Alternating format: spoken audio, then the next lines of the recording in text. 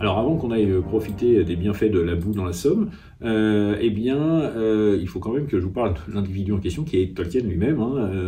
Si vous allez avoir par le détail sa vie, son temps de passage dans la Somme pendant 4 mois.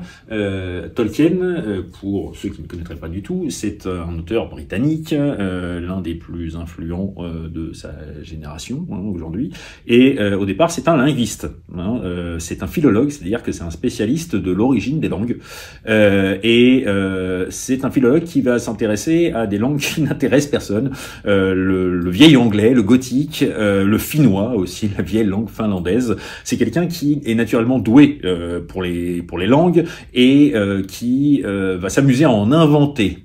Au départ, son but, c'est de recréer une sorte de mythologie de l'île britannique. Il considère que ça a été un peu mangé par l'invasion normande au Moyen-Âge et que ça a un peu disparu. Ils n'ont pas un truc typique, les Britanniques, et donc ils veulent le réinventer et ils passent par les langues pour ça. Et à force de creuser, il va finir par inventer carrément des langues qu'il va devoir mettre dans un contexte. Et ça va aller bien au-delà de la mythologie britannique de départ, puisqu'il va finir par créer un monde entier qui est supposé être bien longtemps avant notre monde, mais sur notre Terre. Et ce monde, il va l'appeler la Terre du Milieu.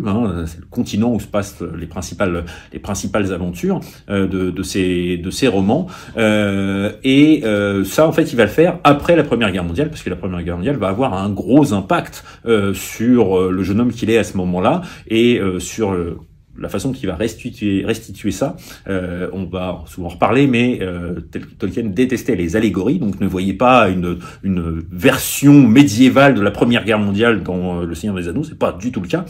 Mais par contre, ça va clairement l'influencer dans certaines descriptions, dans certains personnages.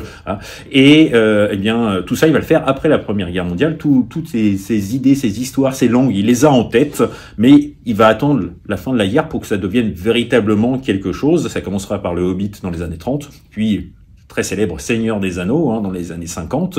Mais la plus grosse partie de son travail, elle est connue grâce à son fils Christopher Tolkien, qui publiera une grande partie de ses textes inachevés après la mort de son père. Mais pour tout dire, le côté mouvementé de l'action de sa vie, c'est avant qu'il écrive des livres. C'est pendant la Première Guerre mondiale. Après, il vit une vie de professeur d'Oxford très tranquille, et donc nous, on va aller dans l'action, dans la Somme. Donc, on est parti, on y va.